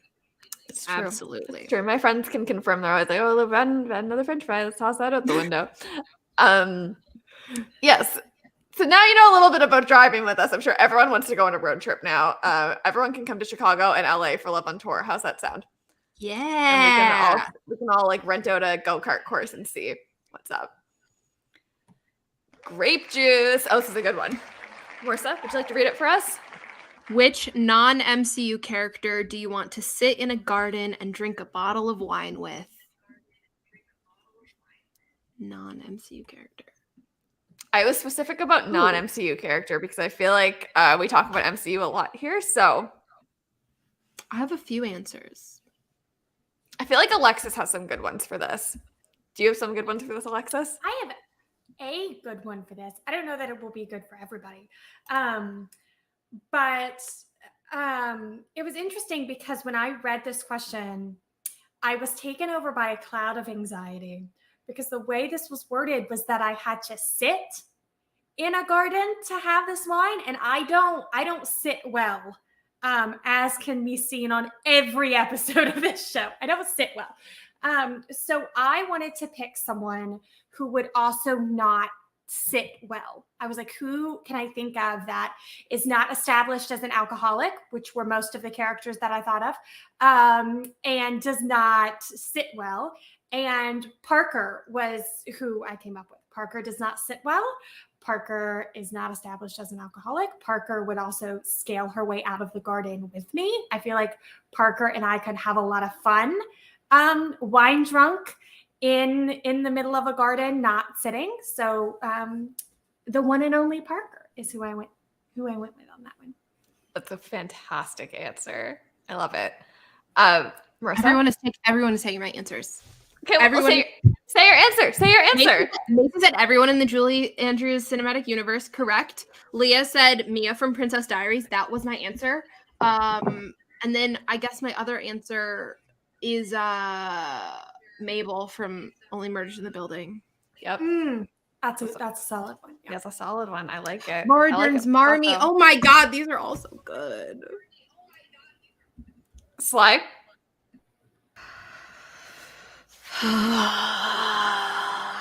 This one was a struggle for me because I'm like, there's too many options, and so I'm overwhelmed.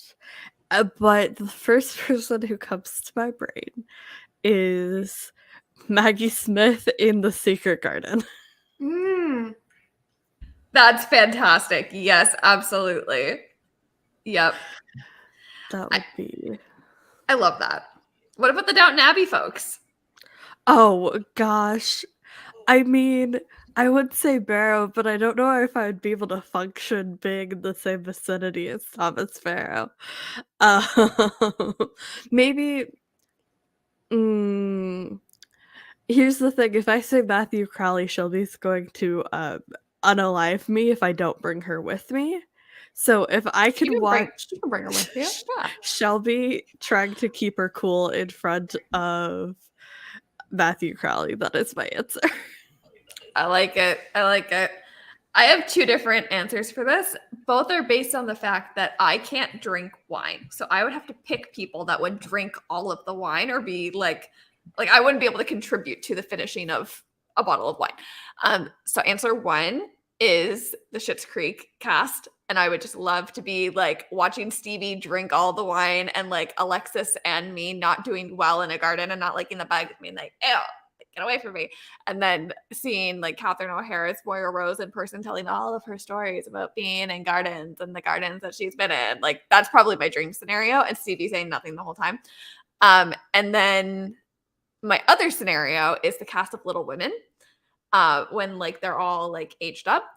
And that's mostly because I was trying to think of a role with Timothée Chalamet looking really good, and I would not want to drink wine with Paul Atreides because he's got like a lot of shit going on. So like I don't need to hear about his problems. I want to like be entertained.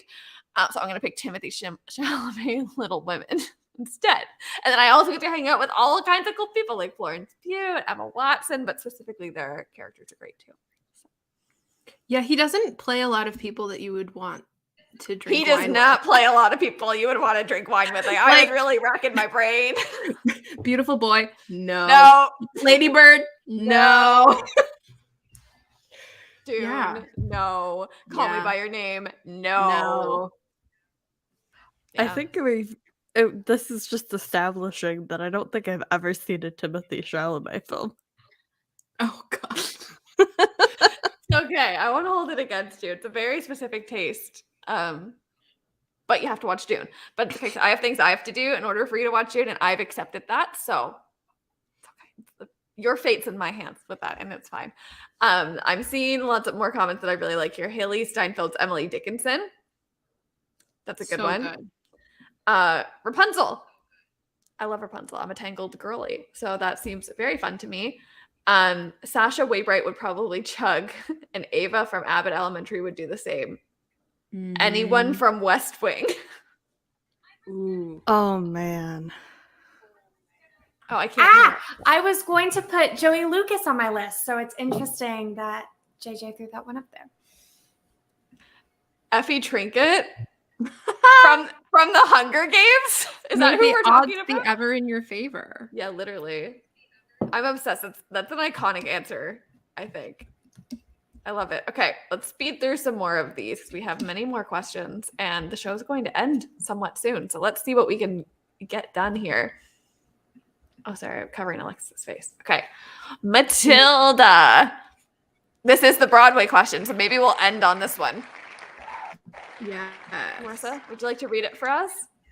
What classic movie should be converted to a Broadway show next? Oh, and then I accidentally put Alexis's answer in the chat for everyone to see. So why don't we start with the Italian job? That's fine. The Italian job. I didn't mean to. That's fine. Really, where this comes from is that I just want to see a heist movie on Broadway because I think it will be terrible, but like terrible in a like humorous way. And so that's where that came from. I would also really like to see some sort of like there's a book that's a retelling of a classic story, Nancy McKenzie's Queen of Camelot, which is not a classic movie, but is a take that I would like to see on Broadway, especially post-Hamilton. I think that type of twist on a classic story in the like pro-6 post-Hamilton era would be a really interesting time to tell a more Guinevere-focused Camelot story. But yeah, I just really want to see a heist. I want to see a heist movie done on Broadway. So all of my answers already are musicals. That's the problem I had. Pride and Prejudice is already a musical. Little Women is already a musical, and it's great. Clueless even is already a musical. I don't know. I feel like it's just all being done already. My cop-out answer is one that's like they keep saying that it's in production, and they've been saying it's in production for years, and that's the Princess Bride, because it's one of those cult classic movies, and like we've seen over the past couple of years, past decade at least at this point, that cult classic movies into Broadway musicals is very successful, especially with like the likes of Heathers, which I know wasn't Broadway, but it was West End and off Broadway, so you get the vibe. But any of those cult classic 80s 90s movies I think would do really well, and The Princess Bride I think is going to be amazing when they ever actually put it together. Yeah. I also have a cop-out answer that is really only to get to the Broadway point, because I think both the Hunchback of Notre Dame and the Hercules musicals that Disney Theatrics has already built deserve to be on Broadway. They've only been a paper mill. Or I'd add Tangled to that list because they have a cruise ship version of Tangled that needs to be on Broadway. Yep. Yeah. So, I mean, Disney Theatrics loves to build shows and then like ship them out for regional productions without putting them on Broadway. And then the things that they put on Broadway aren't as good. Like Hunchback compared to Frozen. I love Frozen. I love the additional music in Frozen. But the Hunchback theatrical production is beautiful.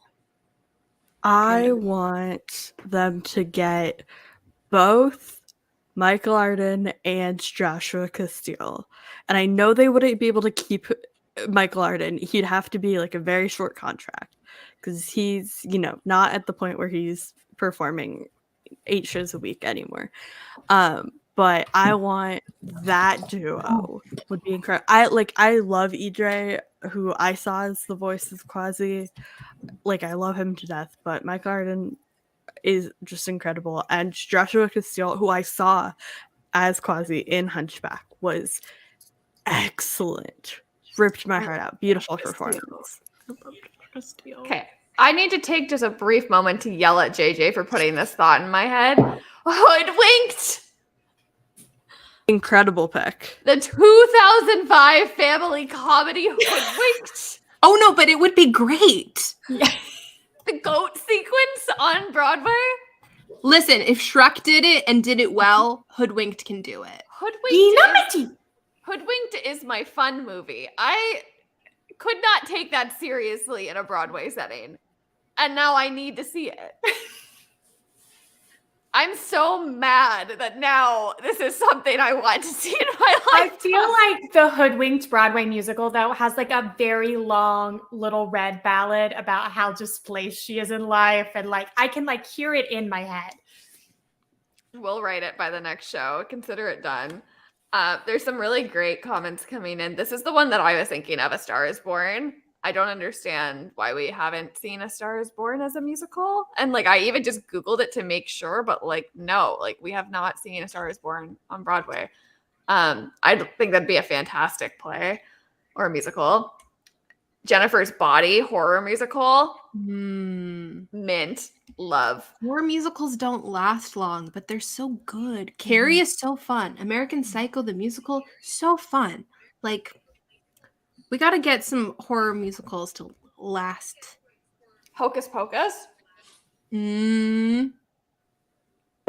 That's another one. That one, it feels weird to me that Hocus Pocus isn't already a musical. Like, I saw that and I was like, what? Has that not already happened? Like, okay, we have an unpopular opinion that's just come in on TikTok, which I think goes on that. And I don't actually think this is an unpopular opinion. I think it's a good take. Shows that shouldn't be taken seriously should happen more. I am with you on that. Yep. Let's get back to fun, head empty times. Nani, who is one of my college friends. Love that. Hello, friend. Nice to have you with us. We're now all freaking out over My Fair Lady. Ooh. The making of the My Fair Lady movie is a sordid tale. Yes. Yep. Yeah, there's like so much. I'm gonna sneeze. I'm sorry. The allergies are getting bad here. There's so much good stuff happening in the comments. I had another thought and it slipped my mind of another musical I wanted to see based off a classic movie. Any classic books that we haven't seen converted to a musical that we think would be a good, or just to stage? Sly. Yes. The Two Princesses of Weimar. Please give it to me. Oh my God. Are you a fan of that book? It's literally my favorite book. Oh my God. I've talked about this book countless times. I have never heard you talk about this book. This is my favorite book from my childhood. It is on my shelf right there. I freaked out when I found out they made a prequel to it a couple years ago. Sorry. I'm good. I'm fine. That was fantastic. I'm looking at it. Okay, we're good. No, we're not good. I want to hear more about this. Two Princesses of Weimar was my favorite book growing up. It's still my favorite book. I read that book like 10 times between 3rd and 5th, 6th grade or something. And at the end of my elementary career, my elementary school librarian gifted me a copy of The Two Princesses of Baymar, and that was one of the saddest things that I lost in the wildfire. Is I was heartbroken that I lost that copy of that book, and I have not been able to buy it since, because like it was like a piece of my heart is gone and I can't replace it. But yeah, it's my favorite book. I don't know how you don't know that, Nani. I literally talk about this book every time I talk about books. To help segue out of this is just a hard segue to a classic book from my childhood. I would love to see any Robert Munsch book get made into a musical. Do people know who Robert Munsch is? Please, for the love of God, tell me you know who Robert. Oh my God. Okay, people in the chat, do we know who Robert Munsch is? Love you forever. I mean, I know, but like I don't. So Robert Munsch is like a care enough for it to be a musical icon, American Canadian author. He's written like his books are like some of the most iconic children's books like, of all time. Smelly Socks, School Rules, the dude We Share Everything. Terrible, horrible, no good, very bad day. No. Okay. Newer. The cover has the same vibe of that. Anyways, I don't like that book. That's my hot take of life. Wow. Okay. Oh. But I would love to see a children's book. Like, Alexis, what is happening? They just made a musical of The Little Prince. They did. And I think it's already did not last long. Yeah, it did not last long.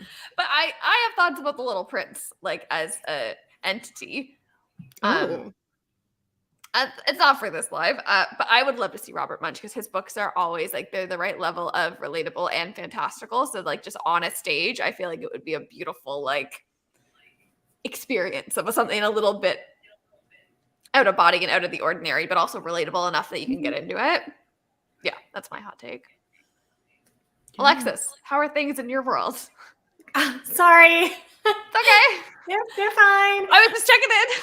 Sassy does this thing where she they're indoor cats, right? And so she hunts her toys and she brings them to me as gifts. And you know, we are supposed to like praise and thank that behavior because they're reestablishing the relationship with you. So we just had a little I was gifted with a dead catnip mouse, the tail and eyes of which she is systematically chewing off. But yeah, that's all that was. Sorry. I think we need a musical about your cats, honestly. Like, let's get a Marvel comic. Let's get a screen adaptation. Let's get a stage adaptation. We're going to EGOT for Sassy and Tommy. Her Nana got her this mouse from like a craft fair, and she is so obsessed with it. She's like destroyed it, and of course we can't find another one. But anyway, that's what that was. We got a comment on the TikTok live I want to call out. Doing Paper Bag Princess. That is the energy I'm going for with the Robert Munsch references. Thank you. Mm-hmm. Yes, absolutely. Paper Bag Princess on stage. I'd like to see it. Any other books, movies we want to call out for this question before we move on to our last segment of the show? Oh no, we should get more murder mystery musicals. Mm-hmm. Like we've got Drood, the mystery of Nancy Drew musical. Has there been a Nancy Drew musical? I feel like there has. We've got A Gentleman's Guide to Love and Murder, but I want like a Knives Out energy musical or like a Westing Game musical. That would be fun. I want more shows with Junie B. Druns the musical energy. That's what I want. I love that show. It's pretty good. There's a lot of like good children's theater. It's like art that's based on children's property. Absolutely. Okay, let's end our Harry's House game. I hope everyone got to know each other a little bit more. Feeling at home. Ooh. You are home? At home. Feeling like this is home. You're already home. You're already home. We'll do the after party. Those were lyrics except for the last line that I said, obviously. Happy Harry's House release week. If you want more, we'll talk more about the album, my thoughts on it, my experiences with it over the past few days and my takes on its connection to disco and queerness and inclusivity and feminism on my live tomorrow when we rewatch the Apple Music concert together. I think it's at 12 p.m. Eastern time, but I'll put the info on my Instagram story, and we'll see you back on TikTok Live for that if you're around and you want to come hang out and talk more about it. What is our final thoughts here? Let's share something that we think is flying under the radar that we want people to know about and sign off for the night. Who would like to go first? Marissa, maybe? Do you want to go first? Sure. My under the radar this week is all of the Disney Plus news that's been coming out. There were a bunch of announcements like on Wednesday, I think, maybe it was Tuesday. And then yesterday was National Streaming Day. I don't know what that means. Disney Plus treats it like a holiday, uses it to announce a bunch of stuff. So things that were noteworthy to me were we got a first look at the Echo series. We got, of course, the She-Hulk trailer as part of those announcements. And then High School Musical, the series, season 3 is coming in July. We already knew that, but we got season 4 confirmed already. And weird to me, well, not weird. I understand why it happened because of the Fox acquisition, but Glee is going to be on Disney Plus starting June 1st. So get ready for all the insufferable theater kids to come over to Disney Plus. Not only will we have the show inspired by Glee, High School Musical, the series, but we will have the original Glee available. You can watch High School Musical, the series, and Glee back to back. I'm not ready for the internet to become Gleek again. Like it's an era that I'm going to enjoy. It never really stopped, did it? It never really stopped. I'm gonna really enjoy the next 2 weeks before that happens. Yeah. Claw, I'll be honest, Claw's asking, should I watch Glee? At this point, it Absolutely hasn't aged well. I wouldn't recommend it if you weren't there when it began. It wasn't good when it was on. No, I wouldn't recommend it. Just know that it existed and you don't need to revisit it. Sly, let's talk about your under the radar for this week. There was big news with the love of my life, Lauren Riddoff. It was announced for a 3-year script to series commitment with her co-star in Children of a Lesser God, who's Joshua Jackson. Shout out Canada. But this is just really exciting to hear the news about that, and it looks like it'll be really interesting story, and I'm just really excited for it. And I haven't heard anybody talking about this, so it's gonna be an it show when it comes out. Like, this is gonna be so big. I'm thrilled. I'm so excited for this. Do they have any kind of timeline for it? No, it's untitled. I'm not sure when they're looking to launch, but so excited either way. Keeping my eye on it for sure. Alexis, what are you keeping your eye on? Can I go last? Can I? Yeah. Go next? Yeah. Yeah. I just need another second to put my thoughts Absolutely. My under the radar is that I think this show is flying under the radar.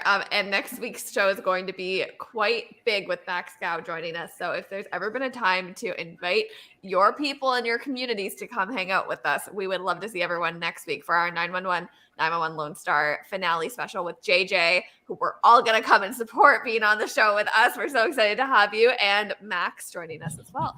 And if you have questions that you want to ask JJ, obviously, or Max, or us related to 911 Lone Star, or any of the work that Max has done. He's done features with Mr. Anthony Bridgerton himself. He has a new profile out on Simu Liu, which is really impressive. So if you have questions, send them our way over Instagram, and we'll see what we can do next week when Max is here. Really excited about that. Big things to come. We say this all the time, but like, We are so excited for Only Murders in the Building season 2 to come. It's going to be so exciting for us to do some shows around that since we're big fans. It's murder mystery, it's fashion, it's camp, it's Broadway, it's all the things we love. So if you have not watched Only Murders in the Building season 1, make sure you do so you can come to those after parties when we start doing them. And we have Miss Marvel around the corner, which is also so exciting. We are going to be rooting for that show, rooting for the progress that it's trying to make and the stories it's trying to tell. So we're super excited for that to also be coming out in a few weeks' time. And as always, if you have questions about these shows or hot takes or things you want us to cover, you can always DM us, and we're happy to talk about all the things that we all want to talk about. But yeah, my under the radar is that I think our show is really freaking cool, and I'm glad we're doing it. And there's a lot of cool stuff coming out, and I'm glad that we have this community to celebrate it all together with. So I've got kind of two things here. But one is that I watched the documentary and consumed some podcast stuff this week on the lives and crimes of Doris Payne. And for those of you who don't know, Doris Payne is a Black woman, and she is a very prolific jewel thief that spent about 7 decades stealing jewelry. And one of the things that is really interesting about what she did was that she really played on perception. And I'm going to try not to go down a crime rabbit hole here, but she was someone that realized very young that if she looked like she belonged somewhere, that it was much easier for her to establish trust. So she would dress up really nice and she would go to the jewelry store, and her main con was that she would ask to try on a lower price piece of jewelry, like a $5,000 ring.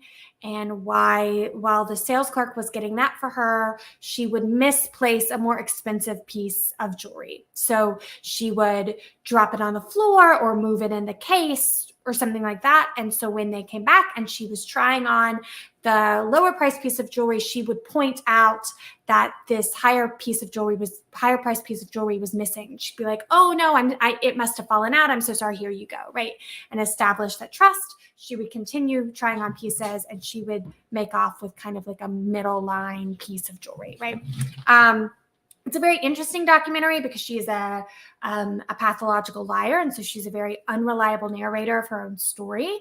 But there's a lot of conversation and commentary about how she used racial stereotypes, the role that her race played in the sentencing that she got and the crimes that she committed. There's a very long story about her relationship with her fence, who was a white man that wanted to be in a relationship with her. And she made it very clear that she was using him for 2 things. And it was the access that being a white man, that being with a white man afforded her. And it was the price that he got for her jewelry. He would later turn on her. And that would be a whole thing. But what is interesting is that a while ago, they had plotted out to a plan to do the film. They were going to do a film based on her life with Halle Berry, and it was scrapped. And a lot of people think that that's because it was trying to be produced in a time where you wanted the hero of your story to be a hero, and Doris Payne is not a hero. And sorry, my cat is having a moment. And that the conversation, the interplay of race was something that they didn't feel comfortable handling at the time. But there have been some rumors over the last couple of weeks that that type of story may be in production again. We may be looking at doing that film with a different actress. So Lives and Crimes, Doris Payne. There's some really interesting articles on it. The documentary is on Amazon. It is very good. And then the only other thing I will say is that I'm watching 911 Lone Star, and this is not under anybody's radar, but I am doing it. And it took me a really long time to get into it. I had to watch, it took me like 3 tries to get through the pilot, because the pilot is very Owen Strand-centric, and I am not an Owen Strand girly, unfortunately. But I am a TK Strand girly, which we will unpack at a later date. JJ is going to remain quiet in the comments about it. But my point is, I had a very long speech about my relationship with Lone Star prepared. I couldn't get through it in practicing in the car without a Southern accent, so we're not going to get into it. But I have a lot of things to say. So if you are a Lone Star fan, I would love to talk to you. DM me. You are not allowed to spoil me because my mind I just watched the crossover before we started this episode. Sly got to experience my mind explode in real time. And that's where I'm at. So you're not allowed to spoil me, but come talk to me about it. And you can come talk with all of us next week about it. And Alexis, Yes. maybe we'll get some of your hot takes next week when we do like our full segment on it. I'm not sure I'm going to give Lone Star hot takes in front of Max Gow. I'm going to be real honest with you. Maybe we'll get a little spicy. We always have a little spice on these shows, right? Here's the thing. Max Gow has some really fun hot takes that I don't think are actually that hot, but the internet seems to think are hot takes. And we will definitely be unpacking those conversations next week. Yes, it's going to be a big show. We're so excited. Anyone else have anything they want to say before I do my Harry's House themed sign off that I have been prepared to say all show? Follow us everywhere, TikTok, Instagram, and Twitter at After Party Show. Subscribe on YouTube, follow us on Twitch, turn on notifications so you know when we're doing all of the things. And That's really good. Yeah, that was really good. No, and follow all of us individually. Slycon MC and Point in Progress, Missa Bobissa, producer Liz on Twitter, producer Liz with 2 Zs, and Alexis Blake reads comics everywhere as well. Anything else anyone wants to plug before we sign off? Or are we good? Just look forward to the Spider-Man 3 episode of MC University coming out soon. So excited. So excited. I'm excited for that one. Yes. It's Lot- an episode. Lots to be excited about, lots to look forward to. There's a lot of noise, I think, in the internet world right now around like what makes a safe space and like what do like when creators do things that make us feel unsafe or unseen or not heard or not respected. And I think like Harry's House coming out and like the theming of Harry's House as like an album where he wants you to feel at home and feel like he sees you and respects you and loves you hit me really hard when I was thinking about this show and why we do this and trying to create space for all of us to feel like we have a community to be with every single week to talk about our hot takes and talk about the shows and the content and the media and pop culture we love. So I just wanted to say in honor of Harry's House, thank you for coming to our after party every week because we love having you here. And we will see you next Saturday for one of our big bucket list check shows. Bye, everyone. We'll say goodnight to TikTok first because I've been on 5G the whole show, which is going to be really fun when I look at my phone bill next week. And we're going to say goodnight to everyone on YouTube and Twitch. Thanks for tuning in, everyone. Hold on here. Hold on. Okay, we're going to say goodnight now. Okay, bye, everyone.